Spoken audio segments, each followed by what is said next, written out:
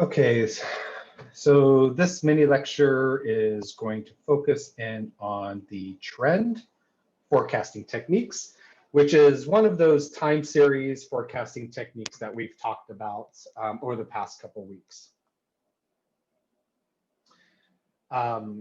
Just as a quick refresher, when we're dealing with time series and we're doing our first round of analyzing of the raw data to determine what type of forecasting techniques you want to use, you really want to look at the raw data and taking a look at the raw data, understanding what the patterns are arising, and then you'll be able to determine which forecasting techniques to use. So as a quick refresher, horizontal line, because we're dealing with a time series, is going to be time, and then the vertical axis we'll say is demand. We have all this random data. Let me just connect the dots. So in this example here, the pattern that emerges is kind of like, there's kind of like this stable pattern here that is pretty level. So this is an indication that we want to use one of the averaging techniques that we covered in week 2, and is still available for you guys to rewatch as a video. As a quick refresher, the averaging techniques. There were 3 different types of techniques. There's the moving average, there's the weighted moving average, and then there's the exponential smoothing.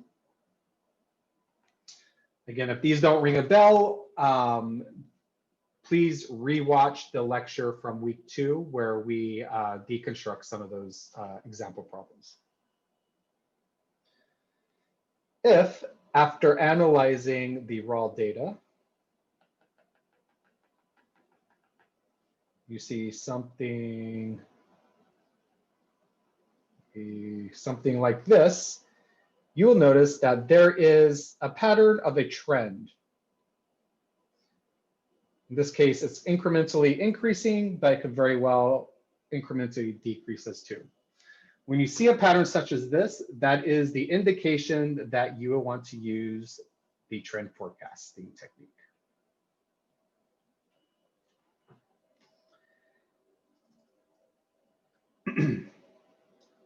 The trend forecasting technique has a formula attached to it, and that formula is the forecast for a period is equal to A plus BT, where A is the y-intercept,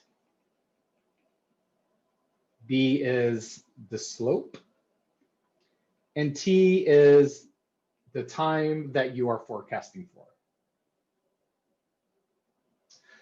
While you can use statistics and math to compute the values for the y-intercept and slope, for this class, that's not going to be necessary. I'll show you how to get those values through using Excel. All right, so now that we have this formula, let me go ahead and switch over to my desktop and we can deconstruct a example.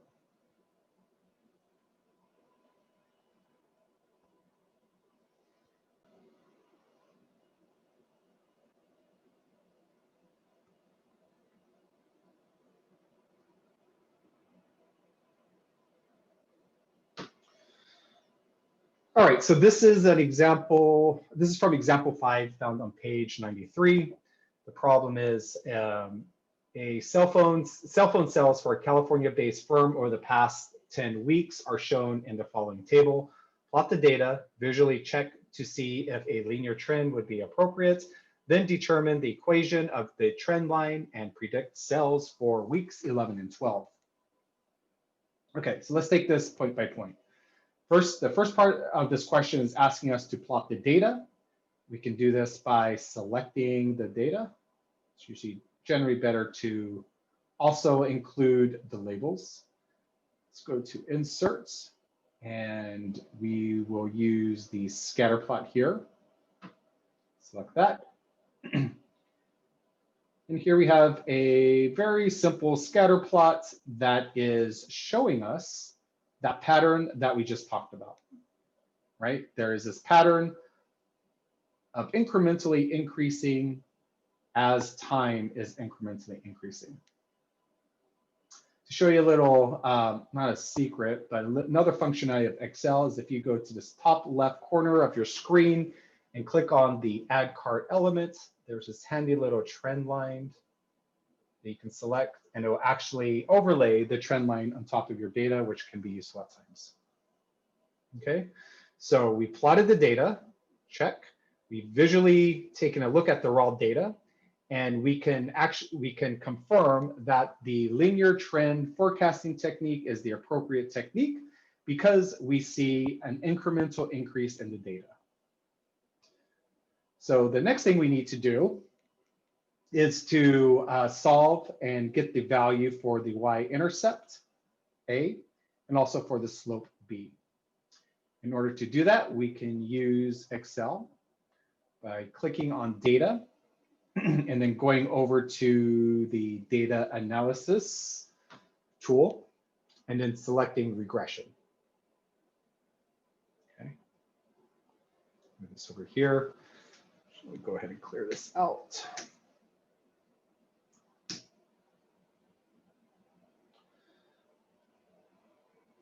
Okay, so first of all, I'm going to, I can't remember if I just did that or not, but I'm going to select the data. And as part of my best practice, I always include the labels of the data series. And then first I'm going to select the Y range.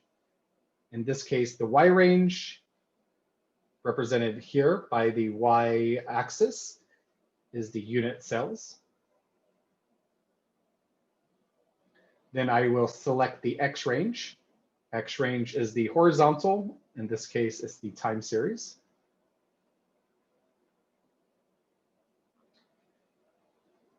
Oops. Right after I said, as part of my best practice, I didn't do it. I typically include the label. And because I include the label, I will keep the label check mark checked. And then I will go down to the second section and decide where I want this report to be generated. Have the report start there. Hit, oops. Clear this again. Q. There we go. Hit OK. Boom. We've generated a report. I'm sure most of you, if not all of you, have spent time with this report in a statistics class. The only part that we're interested in this class is below, where we see the intercept and the weeks. The intercept value, the intercept coefficient value here represents the y-intercept. The weeks coefficient value here represents the slope.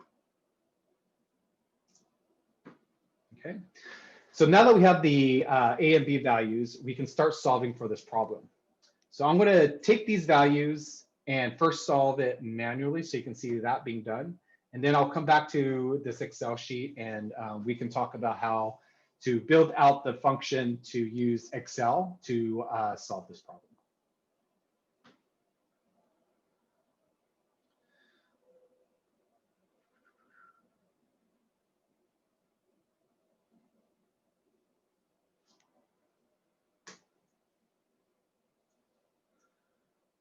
Okay.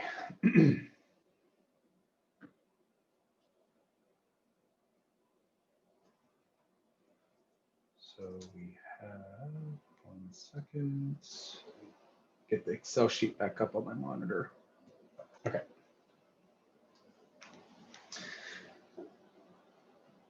So from Excel, we know that A, running out of space. So I'm going to copy this.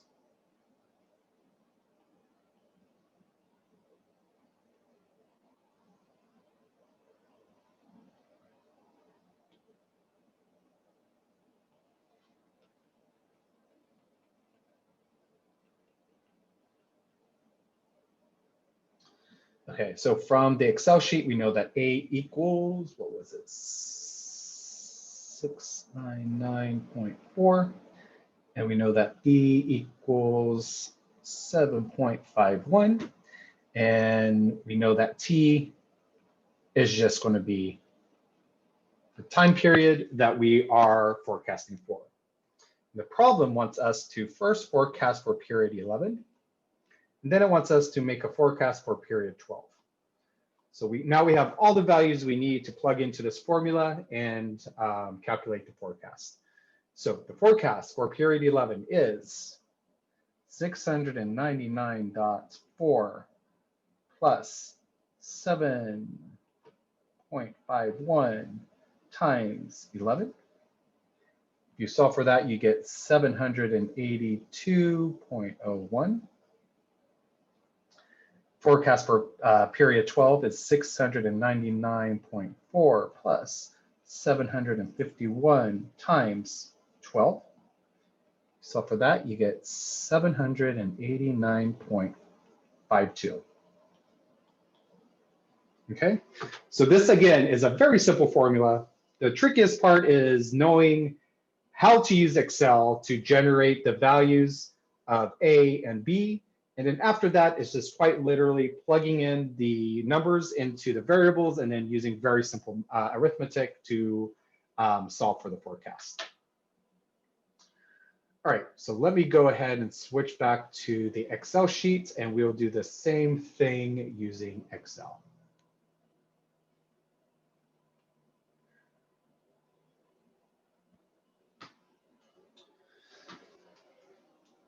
All right.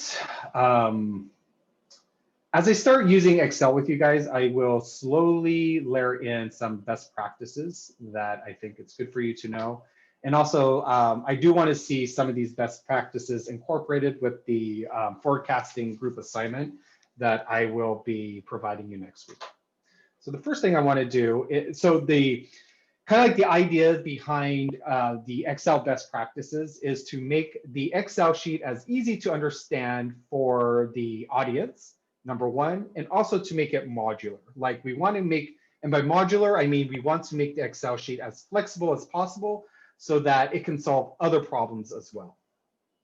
So the first thing I'm going to do is, here we have the formula T, we have the T listed right here. So why don't I go ahead and update the label for weeks and do something like that, showing that the value of T that we're using is coming from this weeks column.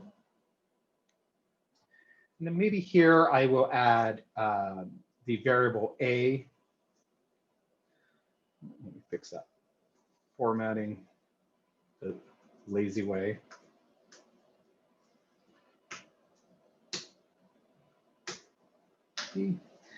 And the value of A comes from here. And the value of B comes from the report. And so we have that, right? So now this is modular because in the future, should you have different values here, you generate another report and these numbers change, this entire table will update accordingly. One thing that I'm noticing here is that the value for A is 69.4 to the first decimal place, and the value for B goes 1, 2, 3, 4, 5 decimal places. So let's go ahead and standardize that. I'm going to do this by selecting the two. I'm going to click home here. Interesting. The number for the format for these cells is general. I'm going to go ahead and change that to number, which will automatically update this. So both of these have a value at the at 2 decimal point places. Okay, so now that we have the values for A and B, we can actually build out the formula in the cells. So this equals the A. So I'm going to select A. And then on a Mac, I'm going to do Command T. By doing Command T, it puts these $ in front of both the column reference and the row reference, which means that we're locking the value in place. If that doesn't make sense to you right now, I will demonstrate the importance of that in a second.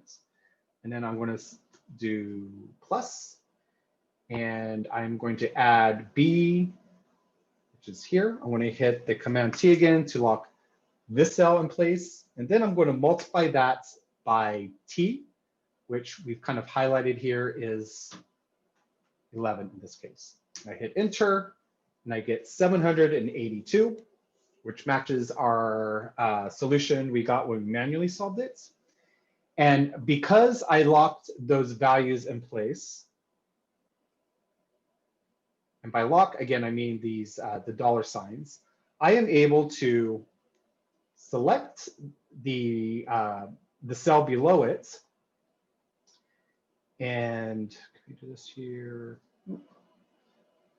Go to edit, fill down, and it will fill down the formula that I had applied to this cell into the next cell, and we don't have to worry about those references changing. If I had done this differently, where if I did equal A and I did not lock it into place, and I did plus the value of B times T, enter, this would be the same. But now if I were to fill down, I'm getting a different value, right? And the reason for that is because I went down one and I did not lock those values into place, A now is going to be 7.51 and B is going to be an empty value. So don't forget to lock cells into place if you ever need to do so to make your Excel sheets more useful. So complete that. And the beauty of using Excel is, so I showed you how to manually do the fill down. Another way you can do it is to just select all the cells, and then on a Mac do Command D, fills down. By using Excel and using a formula appropriately, and in this case, locking in the necessary values, we're able to very quickly solve for a bunch of different forecasting techniques in a very short amount of time. Because we are talking about best practices, one other call out here that I would make is the standardization of data. The textbook gave us these whole values. Obviously, other forecasts are generating decimal places, so I'm going to go ahead and turn those into decimals.